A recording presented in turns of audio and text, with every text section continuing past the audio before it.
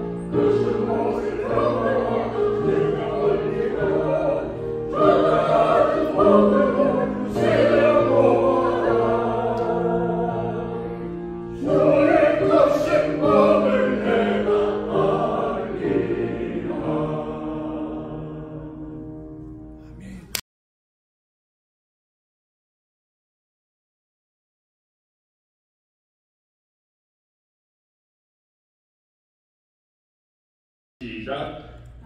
아합이 그들을 창문에서 줄로 달아 내리니 그의 집이 성벽 위에 있으므로 그가 성벽 위에 거주하였습니다. 아합이 그들에게 이르되 두렵건대 뒤쫓는 사람들이 너희와 마주칠까 하노니 너희는 산으로 가서 거기서 사흘 동안 숨어 있다가 뒤쫓는 자들이 돌아간 후에 너희의 길을 갈지니라. 그 사람들이 그에게 이르되 내가 우리에게 서약하게 한 이 맹세에 대하여 우리가 허물이 없게 하리니 우리가 어떻게 들어올 때에 우리를 달아내린 창문에 이 붉은 줄을 매고 내 부모와 형제와 내 아버지의 가족을 다 내 집에 모으라. 누구든지 내 집문을 나가서 거리어가면 그의 피가 그의 머리로 돌아갈 것이요 우리는 허물이 없으리라. 그러나 누구든지 너와 함께 집에 있는 자에게 손을 대면 그의 피는 우리의 머리로 돌아오려니와 내가 우리의 일을 누설하면 내가 우리에게 서약하게 한 맹세에 대하여 우리에게 허물이 없으리라 하니 라합이 이르되 너희의 말대로 할 것이라 하고 그들을 보내려 가게 하고 붉은 줄을 창문에 매니라. 아멘. 이것은 하나님의 말씀입니다. 이스라엘 백성들이 출애굽을 했어요. 그래서 이제 요단강만 건너면 꿈에도 그리던 약속의 땅, 축복의 땅, 40년 동안이나 광야로 헤매던 그 목적지에 당도하게 되는 역사적인 순간이 눈앞에 보입니다. 여호수아 장군은 1절 보니까 두 정탐꾼을 가만히 보냈다고 했습니다. 급비로 이스라엘 사람들도 모르게 파견한 것입니다. 그들의 임무는요, 거기에 가서 지형 정찰을 함과 동시에 적군의 사기를 정탐하는 것이었습니다. 이들이 여리고에 들어갔을 때 수많은 집 중에서 어떻게 해가지고 기생 라합의 집에 들어가서 유숙하게 되었을까 하는 것입니다. 우연히 라합의 집에 들어간 것이 아닙니다. 그들의 발걸음을 라합의 집으로 인도해 주신 분이 계십니다. 누구시죠? 바로 우리의 하나님이십니다. 가나안 땅을 집으로 인도하신, 라합의 집으로 인도하신 분이 하나님이셨다는 것입니다. 가나안 땅을 주시마 모세에게 약속했던 그 하나님이시며 여호수아 장군의 하나님이시며 오늘날 우리 영생교회에 꿈을 심어주신 살아계신 하나님이셨습니다. 그러면 라합은 어떤 사람이었어요? 그는 이방의 천한 여인이었습니다. 직업은 기생이었고요. 두 정탐꾼은 여리고성의 첫 유숙한 집을 찾은 것이 숨기 쉽고 성벽 위에 집이 있으므로 도망가기에 편한 그러한 집이었기에 그 라합의 집이 선택되었는 줄로 압니다. 그러나 그것은 사람들이 찾은 것이 아니고 역시 배후에서 역사하신 분은 살아계신 하나님이 그리로 인도하셨다는 것이죠. 두 정탐꾼들은 가만히 몰래 잠입을 했지만 그들의 신분이 탄로돼서 그 숙소까지 왕에게 고발당하게 되었습니다. 그래서 왕의 군정들이 왕명을 가지고 달려들어 정탐꾼을 끌어내려고 급습해 왔습니다. 그런데 정탐꾼들은 도관에 든 쥐가 됐고 풍전등화격이 되었습니다. 그러나 인간의 생명은 사람의 손에 있는 것이 아니고 하나님의 장중에 있는 것이기에 우리들은 좋지 않는 주위에 있는 악한 세력들을 두려워할 필요가 없습니다. 마태복음 10장 28절에 보면 몸은 죽여도 영혼은 능히 죽이지 못하는 자들을 두려워하지 말라 말씀하셨습니다. 그러니까 우리는 말씀대로 절대로 세상을 바라보고 두려워할 필요가 없습니다. 참새 한 마리의 생명이라도 하나님이 허락하시지 아니하시면 땅에 떨어지지 않는다 말씀하셨으니까 우리는 두려워할 필요가 없습니다. 라합은 신분이 기생입니다. 하나님의 소문을 듣고 죄를 깨달은 사람이라 하나님의 백성인 정탐꾼을 내어줄 수 없음을 알고 그 라합의 지붕이 평평한 평지붕이었습니다. 그 평지붕 위에다가 3대를 이렇게 싸서 말리느라고 쭉 그렇게 해놨는데 그 3대 속에 그 정탐꾼 두 사람을 숨겼습니다. 왕의 신하들은 시간과 장소를 다 알고 잡으러 왔는데 어떻게 피할 수 있었겠습니까? 그러나 하나님께서는 라합에게 지혜를 허락하시고 그리고 그 잡으러 온 군병들의 눈을 가리워 주시고 정탐꾼들에게 피한 길을 열어주셨던 것입니다. 라합은 군병들에게 대답하기를 그 사람들이 우리 중앙을 찾아왔었는데 저는 그들이 누군지도 몰랐고요. 그리고 어디서 왔는지도 전혀 몰랐습니다. 그 사람들이 오두보둑에서 나갔는데 어디로 갔는지도 저는 알지 못하지만 아마 시간적으로 봐서 급히 쫓아가면 잡을 수 있을 것 같습니다. 그렇게 말하자 군병들은 속히 쫓아나갔습니다. 라합이 밤이 되어서 자기 집에 자기가 숨겨둔 정탐꾼들이 잠들기 전에 지붕에 올라가서 그들에게 말합니다. 9절에 보니까 여호와께서 이 땅을 너희에게 주신 줄을 내가 아노라. 이게 보통 지혜가 아닙니다. 아니 같은 이스라엘 사람들도 잘 모르는데 어떻게 이방 여자가 하나님께서 이 땅을 너희들에게 주신 걸로 믿노라. 보통 믿음이 아닙니다.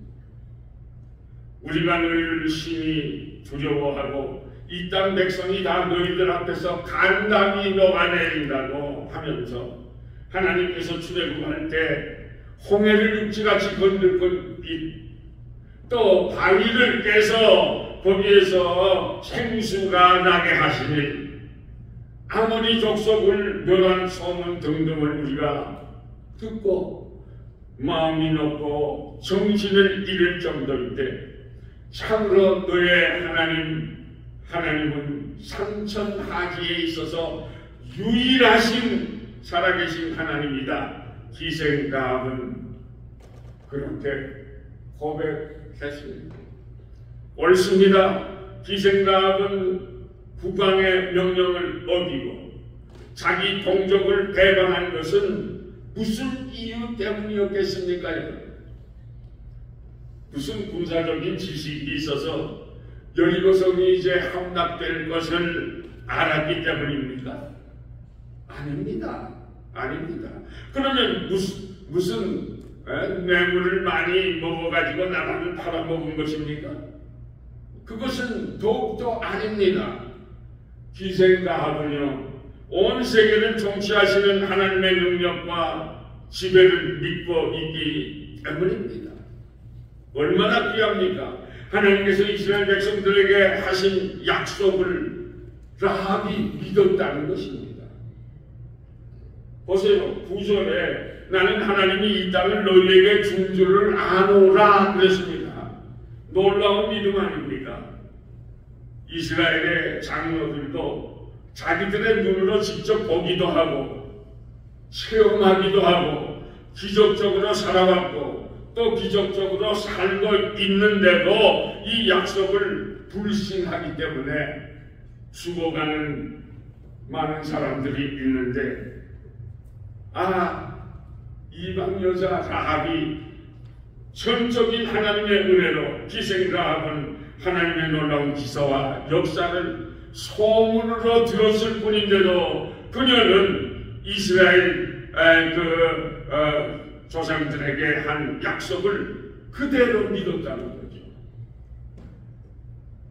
또 그 사실을 확신하게 되었다는 것이죠. 그러니까 이 여인의 그 믿음이 얼마나 아름답습니까? 그래서 기생라합은요 정탐꾼들에게 약속을 하고 그 약속을 지킬 것을 서로 맹세하고 있습니다. 무슨 약속입니까? 내가 너의 생명을 건져서 선대한 것처럼 너희 백성이 이 땅에 들어와서 이 여리고성을 점령하게 될 때 내 아버지의 집을 선대해 달라고 부탁을 한 것입니다. 내 부모와 형제와 그 자손들을 살려줄 것을 약속하고 맹세하라고 하고 있습니다. 여호와로 맹세하고 내게 진솔한 표를 내라고 부탁하고 있습니다. 바로 이 라합의 이 모습이 아름다운 참신함이 아니겠습니까? 이때 두 정탐꾼은 약속하기를 14절에서 우리의 일을 누설치 아니하면 하나님께서 이 땅을 우리에게 주실 때 우리가 목숨을 걸고서라도 당신과 당신의 가족들을 구하고 당신의 집안을 진심으로 우대할 것을 약속합니다라고 굳게 약속을 다짐했습니다. 이 약속을 들은 기생 라합은요, 창문을 통해서 그들을 붉은 밧줄로 자라내겠습니다. 라합의 집이 어디에 있었다고요? 성벽에 지은 집이었기 때문에 이 일이 가능했습니다. 라합은 정탐꾼들에게 말하기를, 가다가 당신을 추적하는 군병들을 만날지도 모르니까 당신들은 나가면 곧바로 산으로 숨어 들어가세요.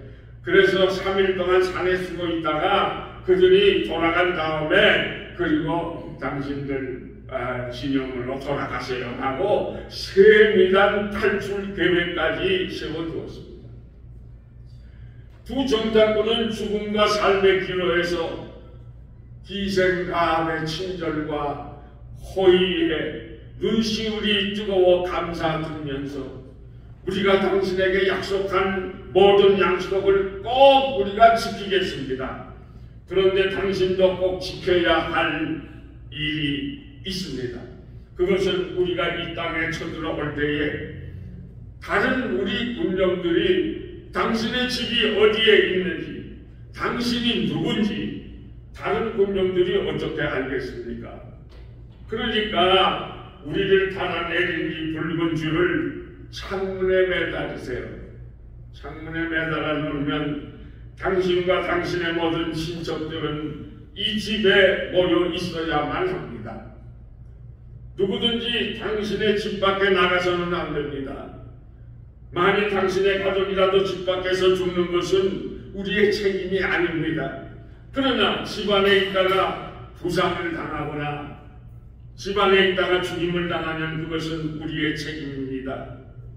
또 한 가지, 만약 당신이 우리의 일을 폭로하게 되면 우리가 당신과 한 약속은 자동 파기되게 됩니다. 라합과 두 정탐꾼은 굳게 약속을 했습니다. 두 정탐꾼은 붉은 줄을 통해서 여리고성에서부터 탈출을 시킨 기생 라합은 21절에 보니까 그들을 보내어 가게 하고 붉은 줄을 창문에 매였다고 했습니다. 정탐꾼들과 한 약속을 정탐꾼을 탈출시킨 즉시에 그 붉은 줄을 창문에 매어 다는 것입니다. 자, 그렇다면 이 붉은 줄이 오늘날 우리들에게 주는 교훈은 무엇인가 하는 것입니다. 첫째로 이 붉은 줄이라고 하는 것은 예수 그리스도께서 우리를 위하여 흘려주신 보배로운 피를 상징하는 것입니다. 예수의 피를 상징하는 것입니다. 붉은색이라고 하는 것은 피의 상징이요, 이 피의 색깔입니다. 이 붉은 줄은 정탐꾼들이 구원을 받게 된 줄이요, 그 줄을 타고 성에서 내려갔으니까요. 기생 라합과 맺은 약속을 통해서 라합과 그의 온 가족을 앞으로 구원할 구원의 주입니다. 이것은 마치 이스라엘 민족이 출애굽하게 될 때에 애굽의 첫 짐승들과 애굽 사람의 장자를 치는 10번째 재앙이 내리게 될 때 이스라엘 집에는 어떻겠죠? 그 문설주에 어린 양의 피를 문설주에 바르게 함으로써 재앙이 왔다가 그 피를 보고 어린 양의 피를 보고 패스오버, 그 화가 지나가게 했다는 것입니다. 재앙을 넘게 하고 구원을 받았던 것처럼 하나님의 군대가 여리고성을 멸망시키는 그날에 붉은 줄을 보고 그냥 스쳐 지나가게 하는 구원의 표가 되었다 하는 것입니다. 붉은 줄, 이것은 어린 양이신 예수 그리스도의 십자가의 보혈의 피를 상징한 것입니다. 그 그녀가 붉은 줄을 참아낸 것은 단순하고도 깨끗한 신앙의 법정의 태도이며 예수 그리스도의 피를 신뢰하는 신앙을 증거하는 것이 아니겠습니까, 여러분? 이런 신앙이 여러분들의 자녀손들에게 있으시기를 예수님의 이름으로 축복합니다. 요한복음 3장 16절이 무엇입니까? 하나님이 세상을 이처럼 사랑하사 독생자를 주셨으니 누구든지 저를 믿는 자마다 멸망치 않고 영생을 얻게 하려 하심이라 하신 말씀처럼 이 붉은 줄이란 하는 것은 예수 그리스도의 십자가의 보혈이요, 십자가의 보혈을 믿는 자는 누구든지 기생라합처럼 선한 여자라 할지라도 또는 죄인 중에 죄인이라고 할지라도 십자가만 붙들면, 그 붉은 줄만 붙들면 구원이 있는 영생이 있다는 약속의 표요, 약속의 말씀인 것입니다. 둘째로 붉은 줄은 주님의 보혈을 값주고 사신 주님의 교회를 뜻하고 있습니다. 라합의 친척들이 구원을 받기 위해서는 어떻게 해야 된다고요? 라합의 집에 라합과 함께 있어야 하는 것입니다. 여리고성이 함락을 당할 때 라합의 친척들이 붉은 줄이 걸린 집안에 있지 않는다면 절대로 다른 사람들과 분간할 수 없기 때문입니다. 보시겠습니까? 창세기 7장 1절에 보면 노아의 홍수 때에 여호와 하나님께서 노아에게 말씀하셨습니다. 너는 모든 가족들과 함께 배 안에 들어가 있어라 명령하셨습니다. 23절 말씀을 보면 여호와께서 사람과 짐승과 공중의 새와 땅에 기어다니는 모든 생물은 다 쓸어버리셨으므로 살아남은 있는 자들은 배 안에 있던 노아와 그의 가족들과 그 배 안에 있던 짐승들 뿐이었습니다. 하나님의 명령에 순종하고 배 안에 들어간 사람들만 약속대로 생명을 보존할 수가 있었던 것입니다. 옳습니다, 여러분. 붉은 줄이나 라합의 집이나 노아의 방주는 예수 그리스도의 교회의 모형인 것입니다. 주님의 몸된 교회 밖에서는 구원이 있을 수 없다는 말씀입니다. 물론 외적인 것을 말하는 것은 아닙니다. 눈에 보이는 교회당 건물이라든지 세례라든지 성찬을 통해서만 구원이 있다는 것은 아닙니다. 그것이 필요한 것입니다만은 그것 때문에 구원을 얻는 것은 아닙니다. 여러분들이 믿음의 라합처럼 주님을 향한, 주님을 믿는 믿음이 있게 되면 믿음으로 구원을 받게 되는 것입니다. 그러나 실제적으로 내적으로 우리의 영혼이 붉은 줄을 통해서 예수 그리스도의 그 십자가의 보혈을 통해서 이루어진 내적인 교회를 말씀하고 있는 것입니다. 사도행전 16장 3절에 보면 주 예수를 믿으라 그리하면 너와 내 집이 구원을 얻으리라. 주 예수 그리스도의 보혈의 피 안에 있는 자는 구원을 얻을 수 있다고 하는 말씀입니다. 오늘날 우리들도 마찬가지입니다. 이 세상에는 너무나 교계도 혼탁합니다. 무교회 주의자들도 있고 이단의 무리들도 너무나 많이 있어서 설치고 있습니다. 이 자들은 하나님의 뜻을 저버리는 자들이요, 디모데전서 3장 15절 말씀처럼 교회는 살아계신 하나님의 집이요 진리의 기둥과 터라고 하셨는데, 교회의 무용론자들을 그들이 주장하는 것은 어리석은 일이요, 만일 저들이 기성교회를 외적인 교회라고만 한다면 주 예수 그리스도의 보혈을 믿고 구원받은 성도들의 무리는 교회가 아니고 무엇이라고 저들이 답할 수 있겠습니까? 우리들이 예수 그리스도를 나의 구주로 믿기 때문에 이 장소가 교회인 것입니다. 하나님의 집인 것입니다. 믿는 사람들이 모여있기 때문에 이것이 교회가 되는 것입니다. 사랑하는 여러분, 그 이단의 무리들이 모여있는 그 자체도 교회가 아니라고 한다든지 이러한 모든 것이 모순된 주장을 하는 그런 무리들이 날마다 더 늘어나고 있습니다. 혹시나 교회를 정하지 못하신 분이라든지 아직 구원에 확신이 없는 분이 여기에 계시다고 할 것 같으면 우리 영생교회에 같이 신앙생활 하시고, 그리고 아니면 주님의 이름으로 모이면 어떤 교회든지 교회에 석을 두셔야 합니다. 그래야 그것이 성서적인 신앙생활입니다. 나만이 잘 믿기 때문에 그들과 어울리지 못한다는 것은 영적인 교만입니다.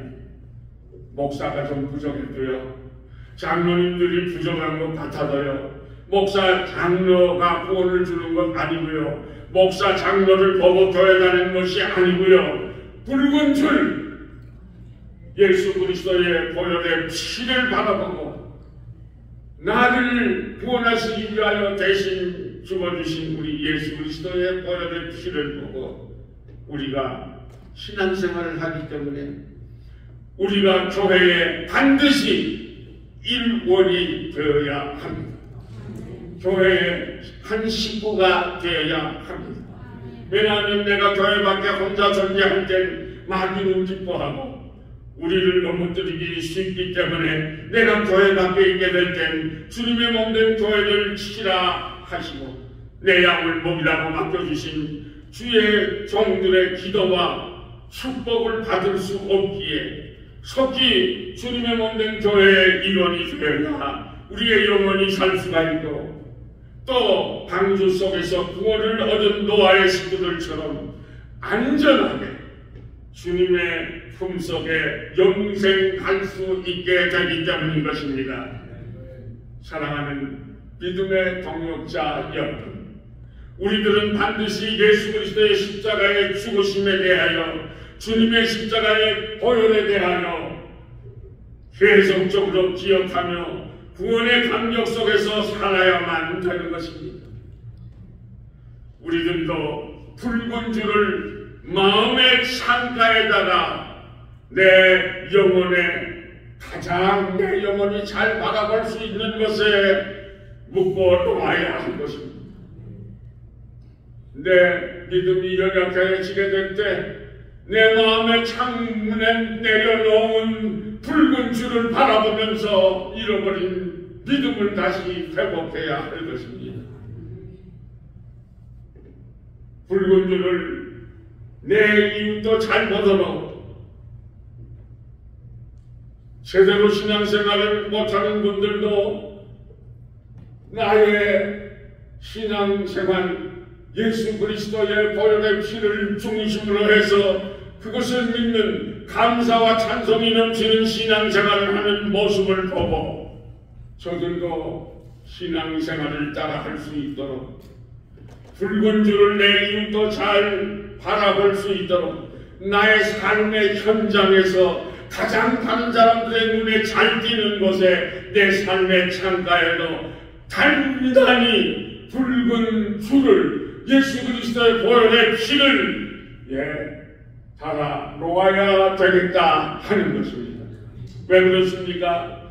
주님의 몸된 교회에서 이탈되고 붉은 줄을 놓쳐버린 사람들을 위해서도 우리는 예수 그리스도의 보혈의 피의 기치를 높이 들어야 되겠습니다. 이런 은혜가 여러분들에게 있으시기를 예수님의 이름으로 축복합니다. 양무리로부터 무모하게 뛰쳐나와서 방황하는 사람들을 위해서, 불건전한 이단의 교리를 따라가거나 잘못된 이단의 무리를 따라가는 사람들을 위해서 붉은 줄을 높이, 그 기치를 십자가를 높이 들어야 되겠다고 하는 말씀입니다. 하나님의 뜻을 이루려는 것보다 인간 자기 뜻을 이루기 위하여 사람들을 위해서 붉은 줄을 높이 두고 우리가 그 불쌍한 영혼들을 위해서 옳은 길을 밝혀주기 위해서 붉은 줄을 높이 들어야 되겠다고 하는 것입니다.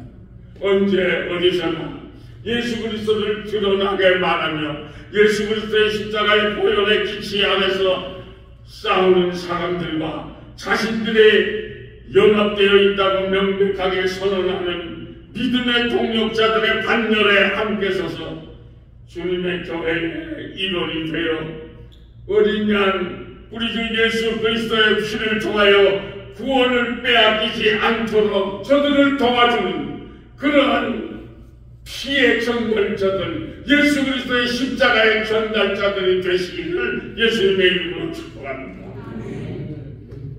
마지막으로 교회란 무엇입니까? 교회란 예수 그리스도의 피가 묻은 사람들이 누굽니까? 여러분들과 저입니다.